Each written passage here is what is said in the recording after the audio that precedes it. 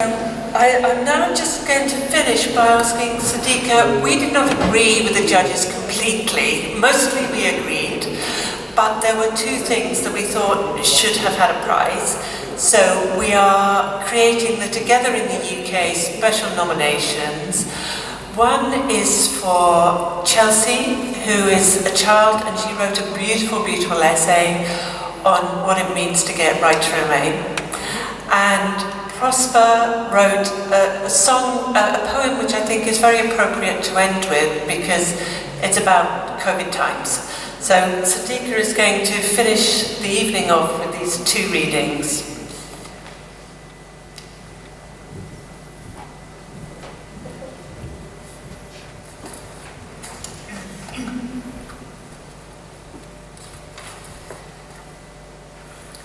My Life Story by Chelsea. My life has had many ups and downs, a bumpy road that can lead to insecurity and uncertainty. There are times you will question whether you just do not fit in today's society, or people just do not understand who you are for who you are. A long journey, fight for your rights will always have obstacles. These obstacles build up for what you can be in the future. When I was a young child, everything seemed so perfect. I was in my own bubble, life seemed perfect. Then we moved. Being the young child I was, I did not feel that there was any issue. My mom and I were just moving to another city. What was the big deal? Me being a curious and inquisitive child, I was able to quickly adjust to my new surroundings. Everything seemed to go back to normal, nothing seemed to be the matter. Before I knew it, we moved again, on the road, looking at the sky turned candy flossed, waiting to reach your home. A room was what I could call home. Didn't realise that it was going to be a continuous pattern for the next 5 years or so. Well, guess what? We moved again. Moved to a new city.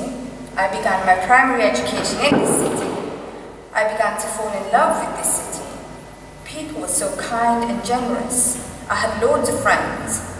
Then they threatened to take all of that away from me, and they did. From friends that I thought I would have until the end, gone, just because me being in the country that they believe belongs to them. The country that I was born in and had lived in my entire life was not enough for me to claim that it was also mine. The whole process of finding me a new school was another hassle. The only school was 2 bus journeys away, meaning the journey was always a very long one. But I always had a love for school.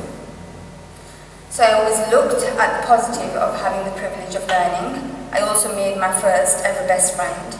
She was going to be my friend forever, even though we had barely known each other for a week.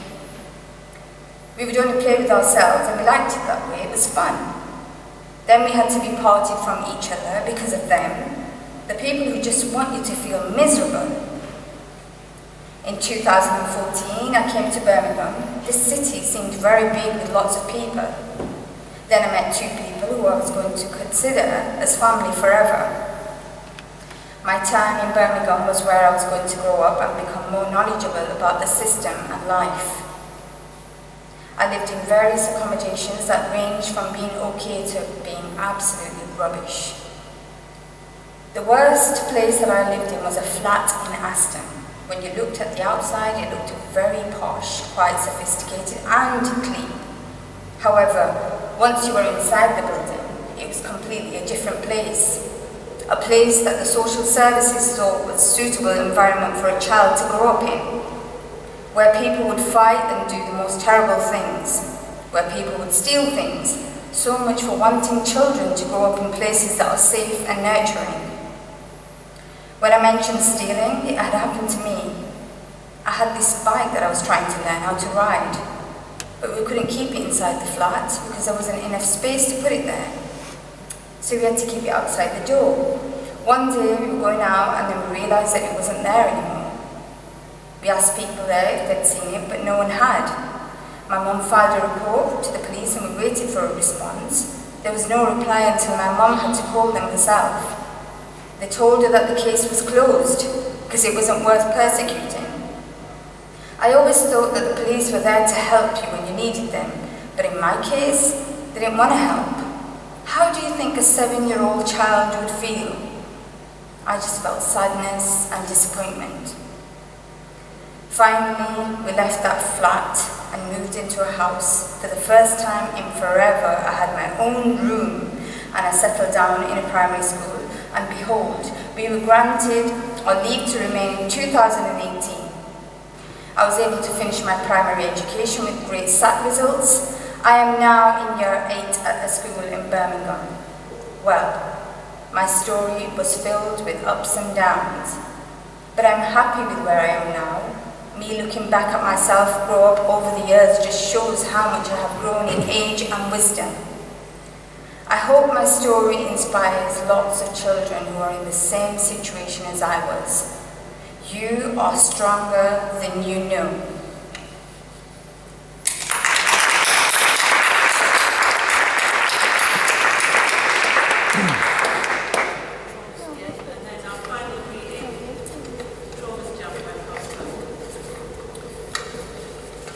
The Traumas Jump by Prosper. I did it. What did you do? I wore the mask. I washed my hands every 20 seconds a day. I maintained social distance as guidance is said, but you're still there. You're everywhere. You're still killing. You killed my family's members of my friends. In our care homes, you still kill our grandparents. In our streets, you still kill our drivers. In our society, you still kill our famous artists and models. Who are you? What do you look for? What do you want? Where do you go? The lockdown is you. The closing of pubs, cinemas, restaurants is also you. But I believe that tomorrow will be better. We will be proud again. Proud to go back to work. Proud to go back at swimming. Proud to visit our museums again. Proud to go back at cinema, nightclub as well. Proud to go back at school, college or university. Proud to enjoy food with friends and restaurants. Proud to organise a party together again. Proud to travel anywhere, any place, anytime. Proud to enjoy spring, winter, summer and autumn. Proud to text or call friends, parents and not be scared that something has happened. Get out of the UK.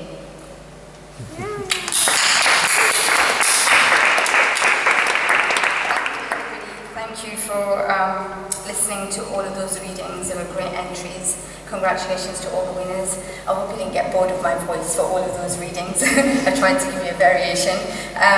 But yeah, this was a great ceremony. It was fantastic and thank you for the opportunity. Thanks. Good night.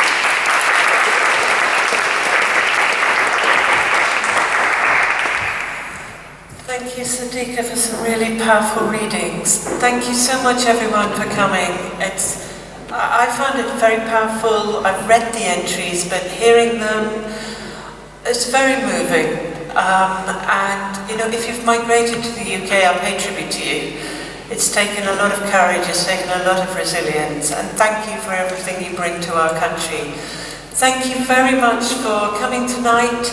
Please keep an eye on our website. We hope that we know we can publish some of the poems, so keep an eye out for our publications, and a huge, huge thank you to Union Chapel for hosting us tonight, to Vaughan and Daisy Ann for all the work, and Brian and Harley for all the work behind the scenes. Thank you very much. Thank you.